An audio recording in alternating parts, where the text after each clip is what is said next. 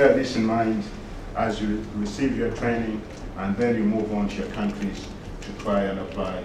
Just one out of a barrage of instruments and tools that can be used to get us. At the African Development Bank, we have put together something called a 10-year strategy. And the strategy is titled At the Center of Africa.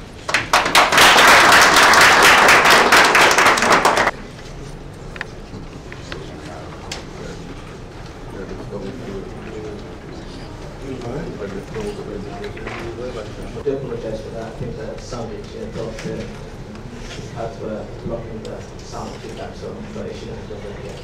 But we do thank you very much, sir, for the morning. I was joking with the instructors yesterday, and I was saying to them that for many of us, we left school many fast. Please stop the class.